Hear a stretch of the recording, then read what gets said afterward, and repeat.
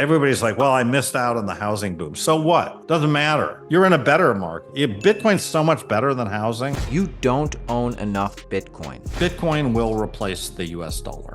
That's what I think. It's very simple. At least according to Wall Street legend Fred Krueger. You want to be in something that's inevitable, but which doesn't represent the consensus view. You want to be somewhere where you know where it's going long term, but everybody doesn't agree with you. This is the interview that Wall Street doesn't want you to see. I fundamentally believe that in the next decade, we're going to get to one Bitcoin equals $1 million.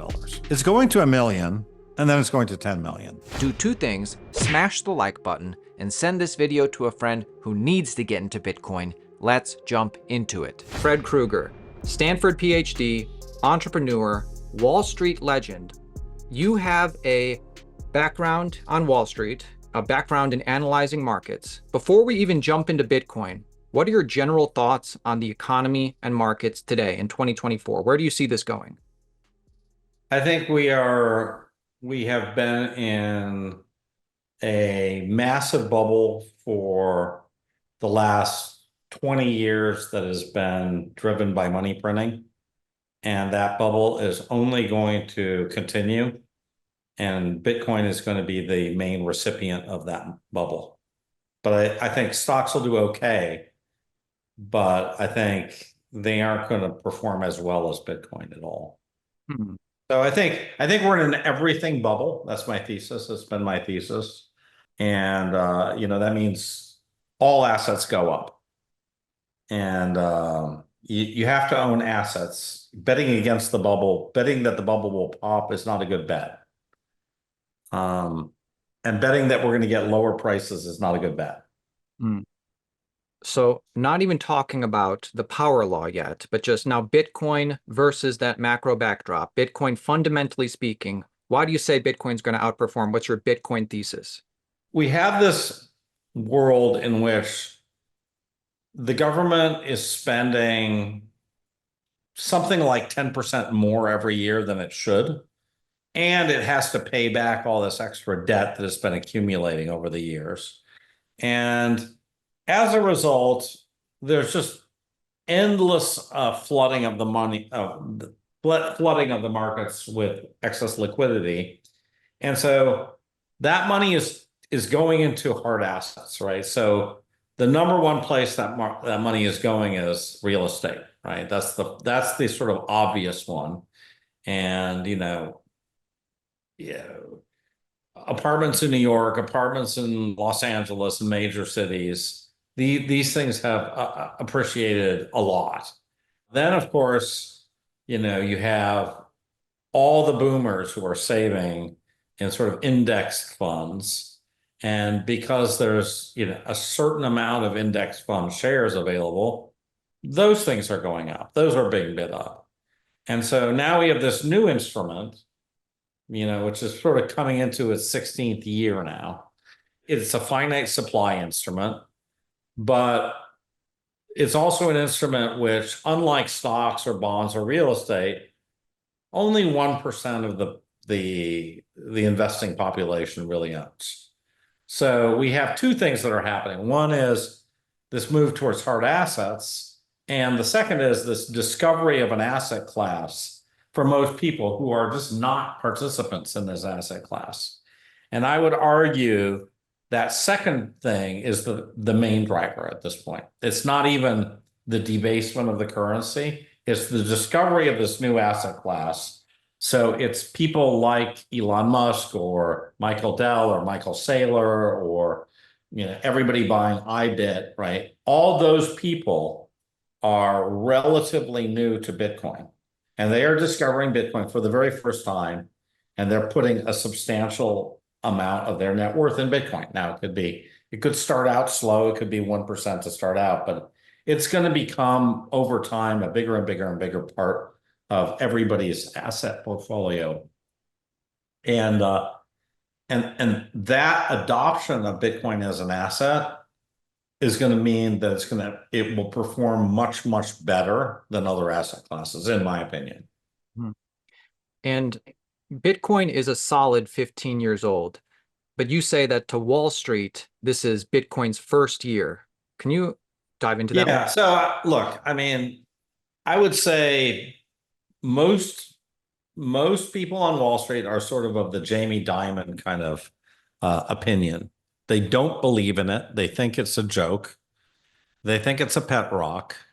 Even Larry Fink 5 years ago was saying he doesn't believe in it. It's just a Ponzi scheme, et cetera, right? So I think that's the general opinion. If they're coming to it, it's only a very recent phenomena, in the last year that they've even started to give it any credibility whatsoever. And so for the most part, they have just ignored it and they're not involved. So it's exactly the opposite of something like Amazon, where, everybody and their brother now is convinced that Amazon is like the bluest of blue chips, right?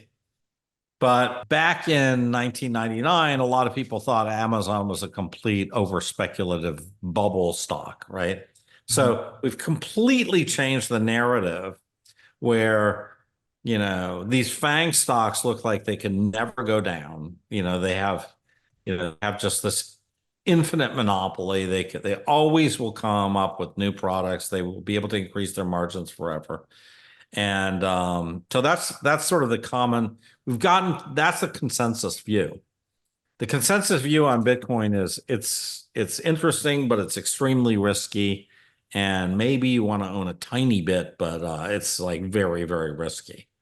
So that's a consensus view. Michael Saylor said, I think, very accurately that what you want to be is you want to be in something that's inevitable, but which doesn't represent the consensus view, right? So you want to be somewhere where you know where it's going long term, but everybody doesn't agree with you, right? And that's, I kind of think, where we are with Bitcoin. In the Bitcoin world, it is it's a bubble, it's an echo chamber, right? Everybody there believes, we all believe in it, but we are a very, very, very small fraction of people who own assets. Mhm. And the minute you go walk outside of our little bubble, most people don't believe, you know. And so I think we've got an enormous way to go. And I think, it's the curve, the price curve of the price response to people adopting is not going to be linear. As you get, 20% more people adopting, it doesn't mean that the price goes up 20%. It means it goes up 100%, 200%, right? So I just think that we are in for some real serious spike. They view that the coast is clear, so to speak. Definitely, definitely. And by the way, I didn't mean to skip right by, your background at the beginning when I called you a Wall Street legend. Could you give our audience more detail, just in brief? I mean, your background is out there, but like, Yeah. So look, I mean, the history of Wall Street and kind of from the late 80s to I left in the 90s, but there was basically uh, Wall Street had started to realize that they needed to bring in sort of quantitative guys with, math backgrounds in order to price and invent a whole new series of instruments, right? Which really started with the collateralized mortgage obligation that Larry Fink and Lou Ranieri co-invented, okay? And so, there was a lot in the late 80s, there was a lot of these inventions that were happening, a lot of these new products. And, after I left, the invention of these new products kept on going, leading to the collapse in 2009, right? There was all these crazy, collateralized debt obligations and repackaged loans that you saw kind of illustrate in The Big Short, right? But basically, there was a lot of financial engineering that was done really from, the last decade, 1990 to 2000, and then from 2000 to 2010. So those 20 years was this massive amount of productization which are very sort of similar to the way a lot of shit coins are designed, right? So there's a lot of smart people kind of designing DeFi coins or protocols or, very complicated things. Well, my generation, we designed that for fiat, right? And, there's a lot of that in fiat, right? That there's a lot of really complicated instruments that are in fiat. So I was at the leading firm at the time. There was two leading firms, Salomon Brothers and Goldman Sachs. I was at Salomon Brothers, and we were sort of the street smart guys. Goldman Sachs was sort of the blue bloods. But, I would say we were sort of A and B, frick and frack. These two firms were at the top, and then there was 4 or 5 firms one level below it, right? Like Morgan Stanley, for example.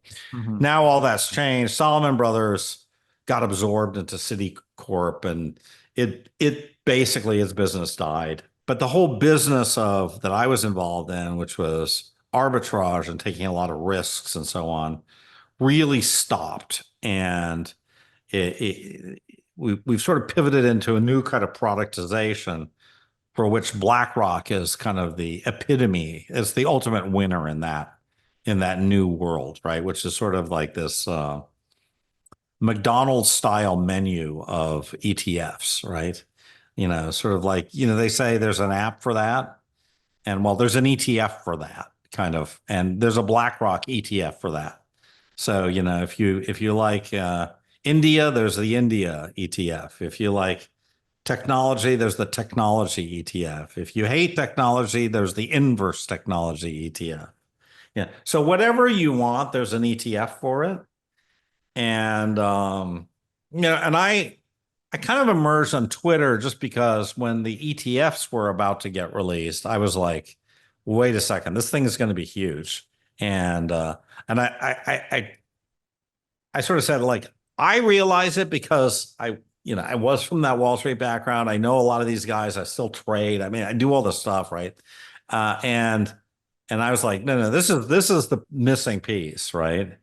And if Larry Fink is promoting Bitcoin, these ETFs are going to totally fly. It's just, so I saw the ETF thing, and I sort of called it right a month before the ETF came out, and it was very, very bullish. And so, and then, the ETF came out, and I was like, okay, great. I'm just going to go back to being a Bitcoiner. And then I sort of said, you know what, this is kind of fun. I kind of enjoy talking to people and stuff. So I'll sit here and see. And actually, I really, really enjoy it now. So I've gotten a lot out of Twitter, and in particular, and YouTube a little bit. But I like the idea that you can sort of talk to people, and they reach out to you, and you can talk to all kinds of different people, young, old, whatever. And so I think I'm a big fan of Twitter, and I think social media is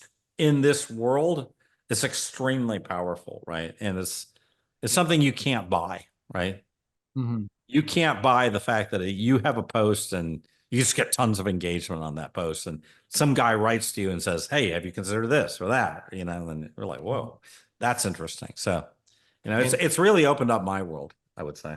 totally. And that's how you got on my radar. And I encourage our Yeah. audience to go subscribe to your YouTube channel and follow you on Twitter. A lot of Yeah. people ask me all the time throughout the years, Aaron, how do you get 100,000 followers on YouTube, or how do you do well on Twitter? And I, give the advice, but it's ultimately up for the person to be inspired and do it. And props to you, Fred, because I see you're doing it. I see your passion for the content creation, and I'm a fan of your channel. Well, thanks. Yeah. I mean, you've got quite the channel yourself. So yeah, I mean, look, I think it all boils down to authenticity, right? Like if you're trying to do it just to get some numbers and you're not authentic, uh, first of all, why are you doing it? You're probably going to fail. Like if it's just to monetize or something, it's you're probably going to fail, I think. Hmm. But I think, I do think that Twitter and YouTube in particular we now have something. I was just making this comment to my trainer actually today. I was like, you know, this thing has totally changed relative to where it was even 2 to 3 years ago, right? Even 5 years ago, people were still on Facebook, or, people are on Instagram or this. And yeah, people were doing these campaigns and this, but like, it's different now because you can be, Elon Musk can follow you now, right? Michael Saylor can follow you, you know, um, Fred Krueger can follow you, whatever. Like everybody can follow everybody, right? So we're in this complete free for all of ideas right now. Mm-hmm. And, we've never had that kind of quality, of in one place, certainly not on Twitter before, right? And so now I feel like the overall level of discourse is just insanely big, right? Mm-hmm. And I think that it's really interesting that Joe Biden decided he basically dropped out of the race on Twitter, and then Well, Jill Biden kind of retweets it with a heart. I'm like, this is crazy. I like that you bring that up. I have so many things I want to ask you about Bitcoin. Yeah. So let's talk about the election. First time ever, Bitcoin is an election issue. Do you think a pro-Bitcoin candidate, if they win, is that like orders of magnitude more significant for the growth of Bitcoin? I think longer term, it won't make a difference, right? So longer term, I think it's sort of like, imagine there was uh, a pro mobile phone president. Would that increased the amount of mobile phones we have? No. I think we're going to go to our cell phones because cell phones were a good invention, right? Mm-hmm. I think we adopted social media because social media serves a purpose, right? I think ultimately Bitcoin serves a purpose, and I don't think that over a couple of years it won't matter at all, right? It Mm-hmm. will not matter. You'll look back on this a year, 2, 5 years from, and you'll be like, okay, and by the way, you can do it. You can look at sort of Bitcoin price relative to, Biden or Trump, or it doesn't matter. It doesn't matter. It doesn't matter who is in the White House, who the Fed governor was, who's running the Fed. It doesn't matter, right? So these things, ultimately, Bitcoin is about adoption, and I don't think it matters. I think it can matter in the very short term, meaning like the next year, right? So let's say in the short term, just for the sake of argument, if Joe Biden was still running or Kamala or whoever, Yeah. if they were in office for the next election season, for the next president season, and Bitcoin was going to hit 100K with Biden or Kamala as president, if Trump was president in the short term, how much higher do you think Bitcoin could hit? Maybe double that, right? I mean, I think it's kind of there's a lot more than just sort of being pro Bitcoin. I think that Trump is going to be more deregulation, lower taxes, lower interest rates, right? And I think all those things are going to be good for Bitcoin. Now, if you're talking about some altcoins or something, well, then the SEC is very much at play, right? Because if you're looking at certain coins, well, you might go from being completely illegal, you're going to go to jail, to, oh, that's totally fine, do a DeFi coin on Solana, no problem. You're great, like, so I think there it makes a bigger difference. But I think with Bitcoin, ultimately, the people who are going to drive the next wave of Bitcoin are going to be institutional buyers. I think they're going to be big money buyers. I don't think, it's a bunch of Bitcoin projects or ordinals or these. They can do fine, but they're not going to be the big drivers of demand for Bitcoin, right? Mhm. So ultimately, I don't think Bitcoin needs sort of regulatory it doesn't need some regulatory change. It really doesn't. It needs to not be banned, right? And I think, that it's sort of like as long as we don't go into the absolute worst case, it'll be fine under a Biden, a Kamala, uh, uh, presidency. It should be okay. So I Big of you to admit, because I know you're a Trump guy. So well, I'm a Bitcoin guy. I got to tell you, like, so my view, I'm a very much of a single issue kind of guy, right? And so I look at this as what's my biggest issue? Bitcoin. And I voted for Joe Biden, against Trump, you know. So I have a very odd track record in elections. I've always voted for the guy who won. So I voted for Bush. I voted for Obama. I voted for Obama again. I voted for Trump. So I'm not a hard card carrying Republican, right? But I do think right now my personal situation and what I think Bitcoin is a significant enough issue that it would be my number one issue. Now, if Kamala came out and said, "Hey guys, we are going to create a Bitcoin reserve fund in the US, okay? We are going to commit to making Bitcoin legal tender in my administration. And we're going to, in the meantime, we're going to cut taxes. You won't have to report any Bitcoin transactions under $25,000 a year." I might vote for Kamala. Okay. Like, I'm just saying, my group of people, and I can tell you that the people who follow me on Twitter and my sort of general block, we're much more aligned with Trump, I would say, than we are with sort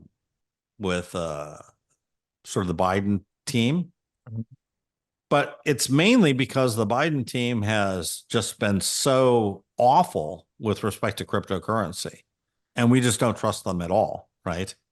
We don't trust Elizabeth Warren. We don't trust Gary Gensler. We don't trust any of these people, right? Now, are we hardcore Republicans in the sense that, we don't believe in, abortion or something? No, I don't think that that's the average person. I think the average person is they just want Bitcoin to win. That's it. Let me ask you about something that I think you're maybe most famous for talking about, Bitcoin power law. And I know you give credit to an analyst called Giovanni, but tell us what power law is and tell us, what does that tell us as far as where Bitcoin is going? Okay.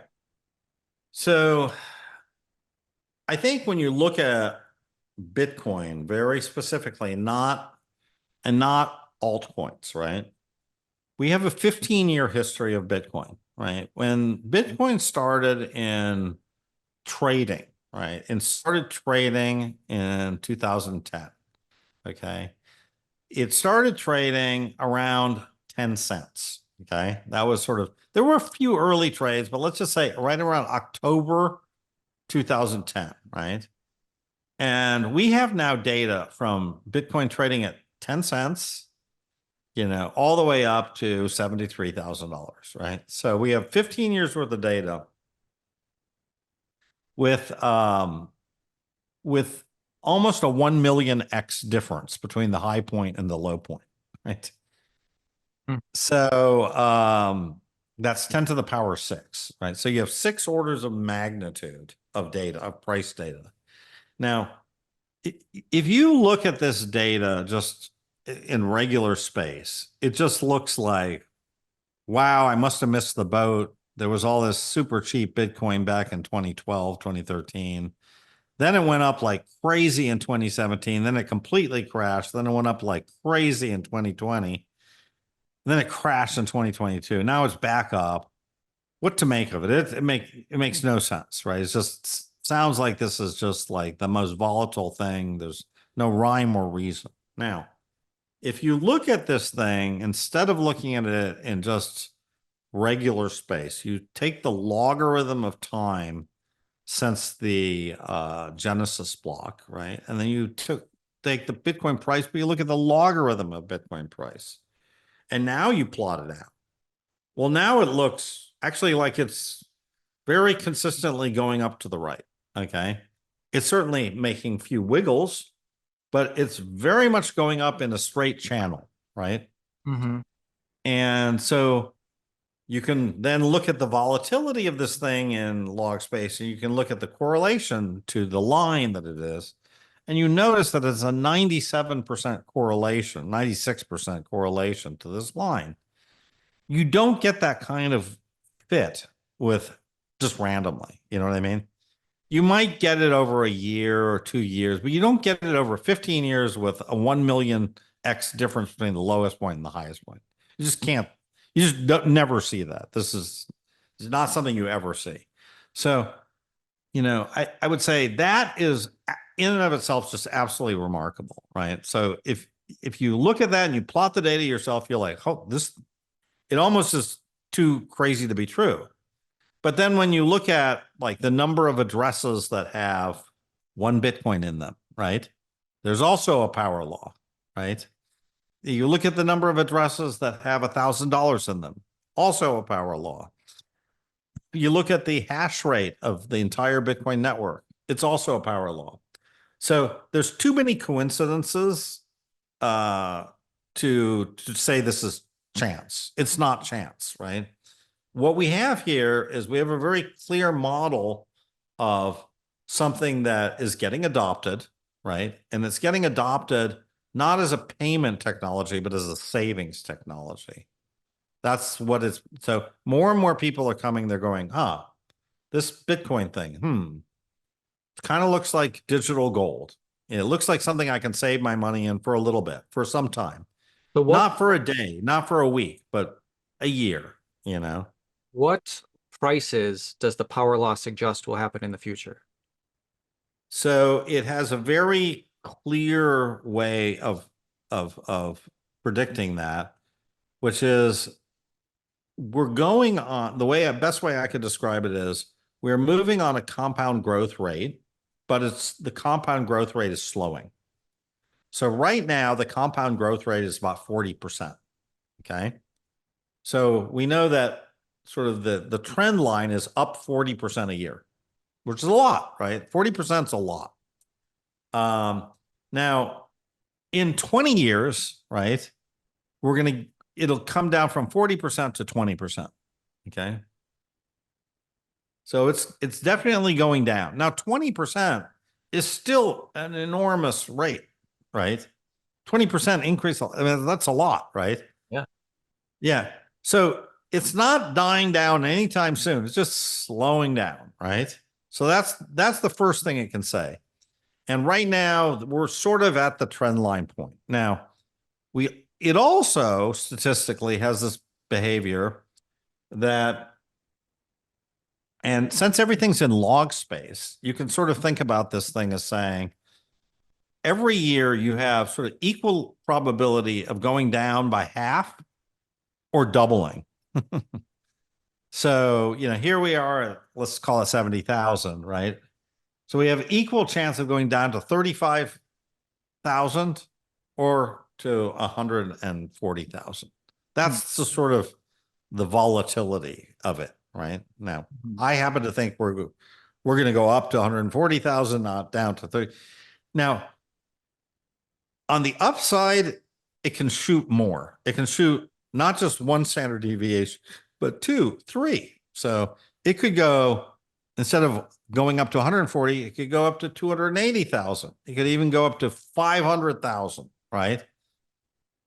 We've seen that in the past. On the downside, it's unlikely to go below 35,000, right? So we have a model that's very much a statistical model that you can sort of say, are we in it or we're not in it, right?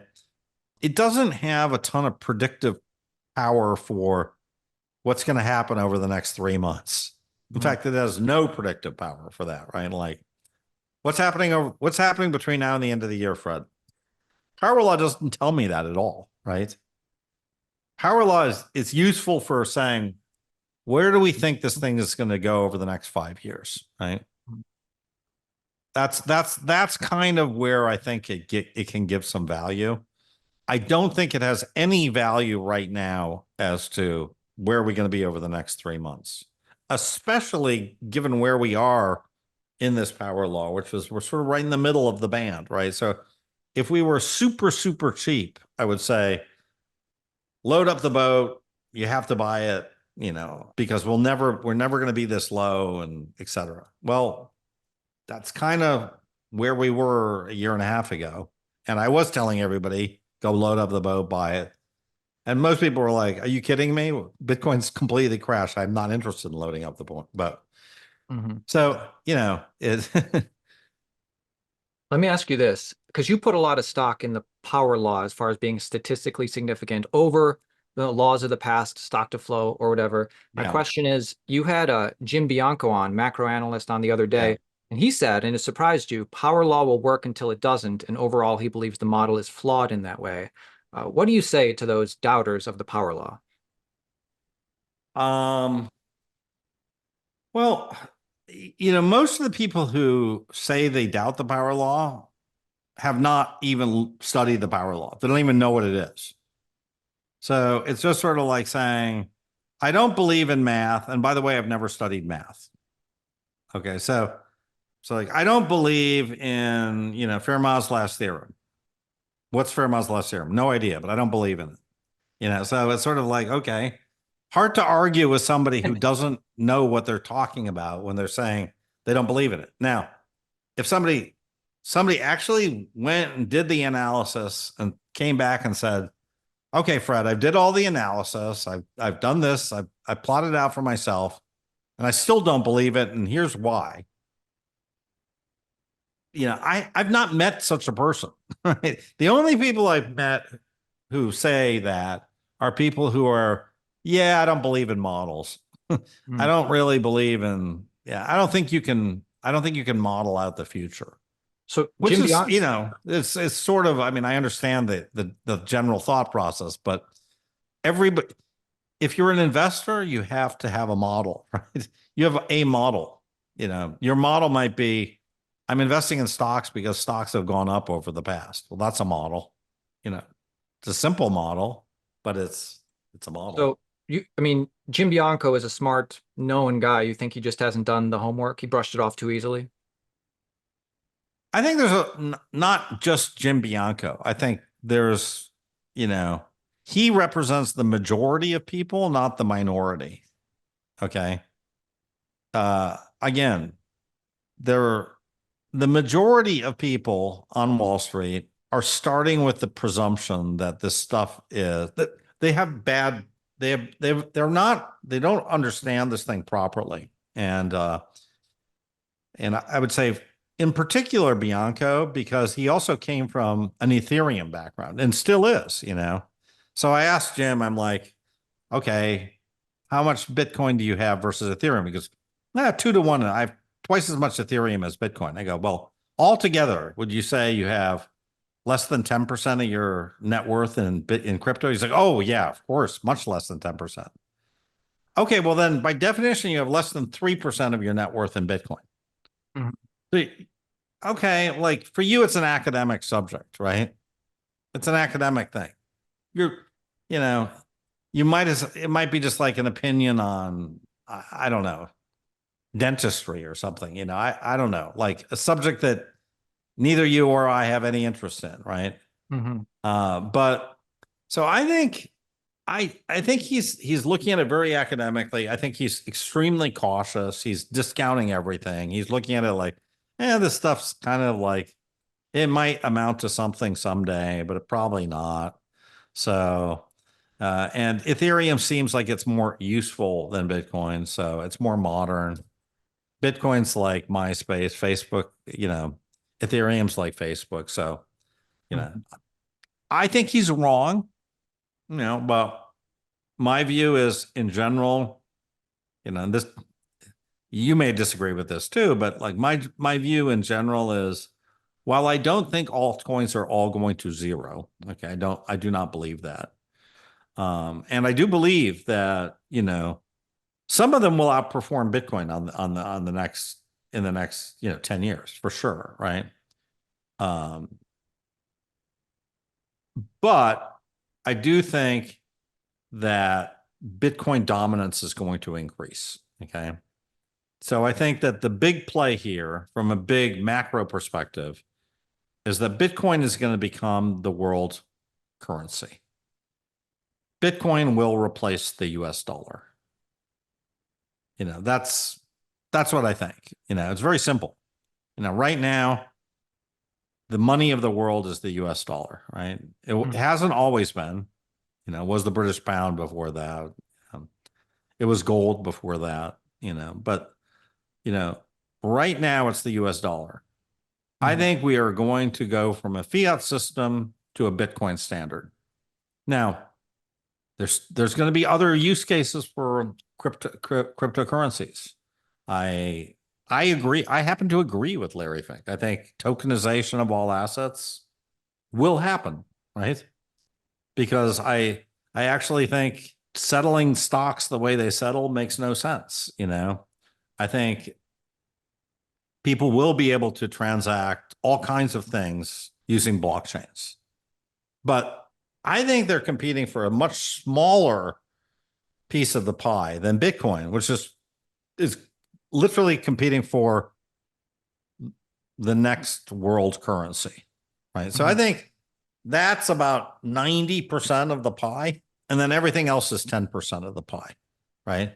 Now, if you got a great project in an altcoin, the power law sort of says Bitcoin will 10x over the next 10 years, right?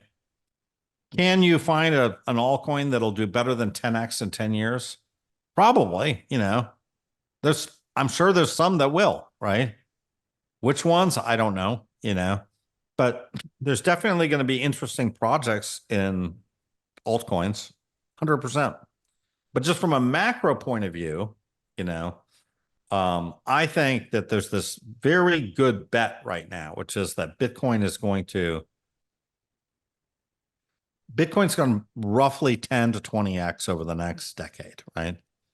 It's not, and if you own one Bitcoin, that's not going to be enough to make you mega rich, right? But if you own hundreds of Bitcoins, that can make a huge difference, right? You own thousands of Bitcoins, it makes a huge difference, right? So it really depends on where you're coming from as an asset. If you're looking to place bets on 10 grand and you really want to go turn that 10 grand into 50 grand, probably not Bitcoin. Bitcoin's probably not it's not your casino instrument of choice, right? But if you're going to say, hey, I got 10 million bucks. I don't want to lose it. I want to have a really good asset that I can park my $10 million. And I don't need this $10 million for the next 5 years, right? Where am I going to park this 10 million? Should I buy $10 million worth of Cardano? Well, that's pretty risky, right? Like, you might be wrong with Cardano, right? It may get just reduced to rubble. I don't know, right? Somebody just may eat its lunch. It may be way overvalued. I don't know. Do I think $10 million of Bitcoin are going to be worth a lot more than $10 million in 5 years? Yes, I do, right? So I'm looking at it from a kind of a point of view of an asset allocator, and not so much at a point of view like I'm just going to try to trade, make this, make that. So I do think the big money is going to be in Bitcoin, but I do see that there is going to be a pretty good future in some of these altcoins. And I have this view, it's a little bit controversial, but I think that a lot of the altcoins are going to be sort of transport layers for Bitcoin. I think people will start to eventually see that they want to get paid in Bitcoin. They're ultimately going to want to take money off the table in the form of Bitcoin. Now, if you're going to take money off the table in the form of Bitcoin but you want to do lending and smart contracts and NFTs and all the rest, you may want to have, wrapped Bitcoin and, and have these kind of transport layers around things. If you want to buy a house in Bitcoin, you're going to need specialized stuff that handles the title and all the rest, right? Mm-hmm. So I definitely see a whole ecosystem that's going to be brought up that's going to use Bitcoin as sort of the unit of value, right? Mm-hmm. But that's kind of the way I sort of see things playing out. Interesting. I don't think that Solana will be kind of the unit of value, right? I don't see that's going to be the unit of value 10 years from now. I could be wrong, but that's my view. Let me ask you this, Fred, and this is actually one of my final questions. So please, spend Sure. as much time as you want on this. The question is ultimately, how much Bitcoin do you think the average person needs to hold to be a millionaire in the future? But let me set it up, because you've been answering these questions as a high net worth individual, as an asset allocator. You had your Wall Street hat on.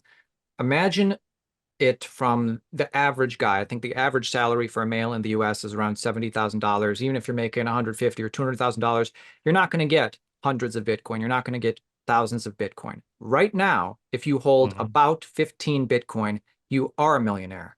Obviously, Bitcoin is gaining purchasing power. Fiat is losing purchasing power. So how much Bitcoin do you think the average person needs to accumulate to secure millionaire status in the future?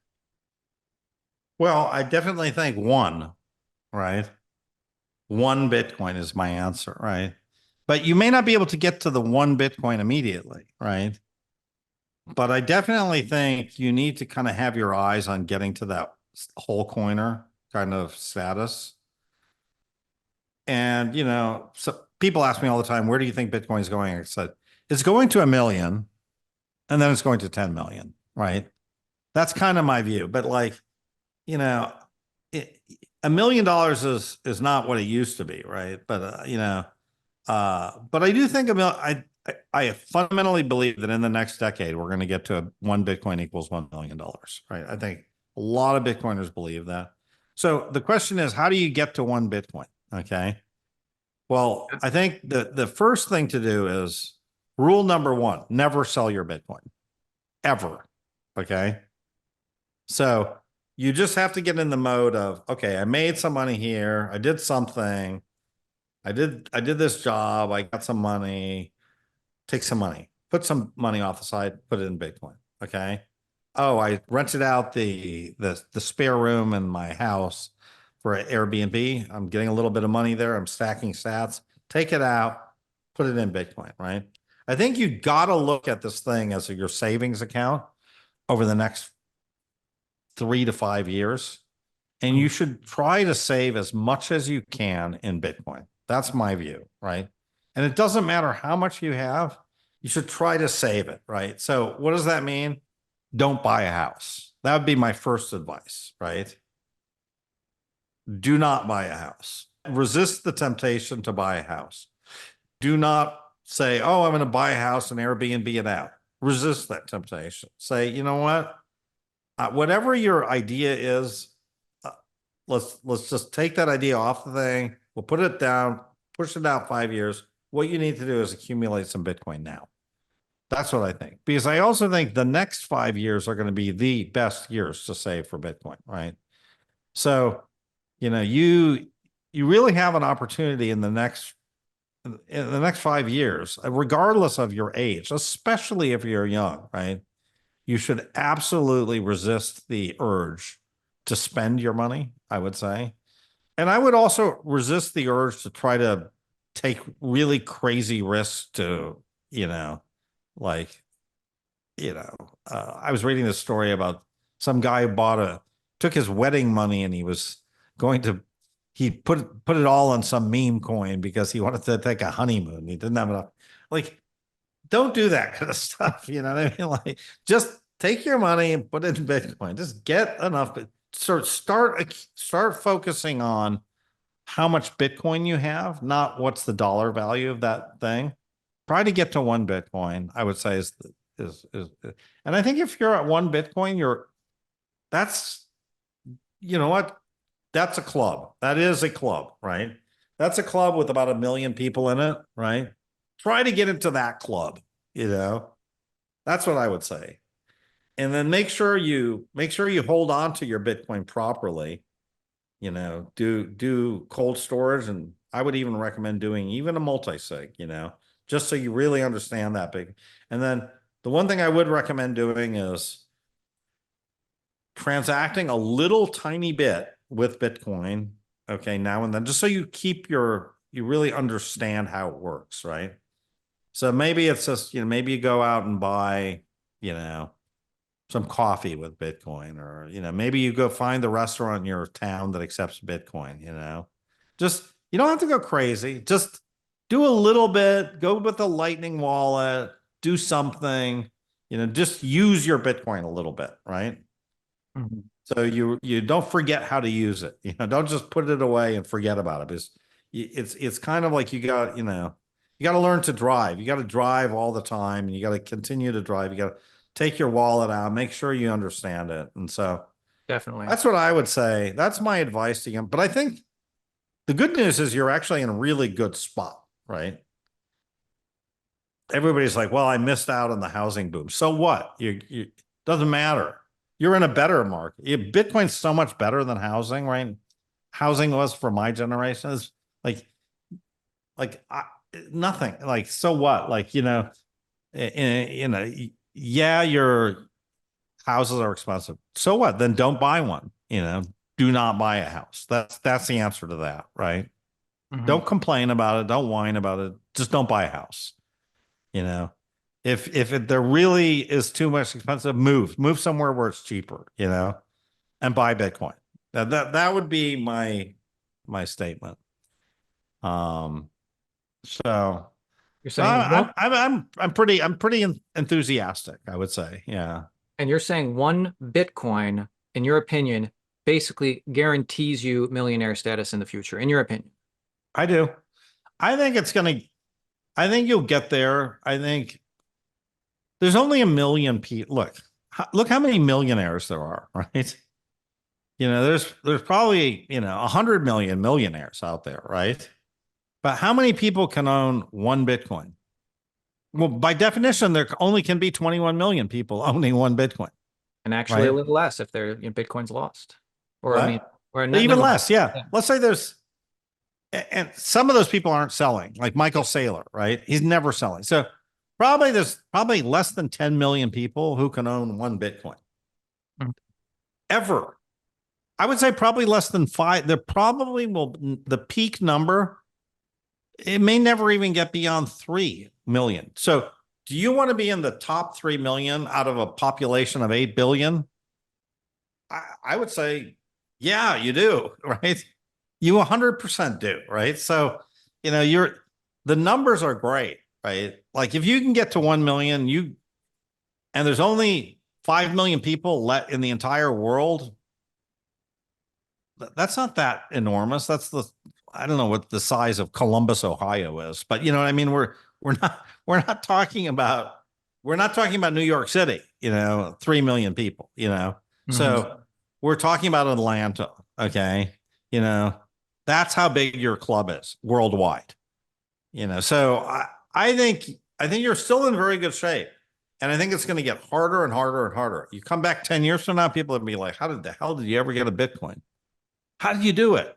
And we're like, well, I started buying when Bitcoin was only 70,000. Okay. How did you know what to buy when Bitcoin was 70,000? Well, I listened to Altcoin Daily and Fred, you know? So that's, you know, that's what I would say. It's like, it's definitely generationally, it's a great time to buy Bitcoin. I think, I mean, I view it as just an absolute gift to all of us. And that's why I do this. I mean, part of me is just like, I want to impart my love of Bitcoin to everybody else. And I say, yeah, it's probably a really good time for you guys to get involved. That's it. Do I get anything out of it? No, I don't, you know, other than the fact that you guys will collectively help Bitcoin to go up, but I can't really do anything to make it go up. It's so big already. worth $1 trillion. I can't make it. Fred's going to have any impact on it. But I do think honestly do think it's a great investment for most people. And if you have enough and you want to go speculate on some other stuff, feel free to do so. I'm not like a religious,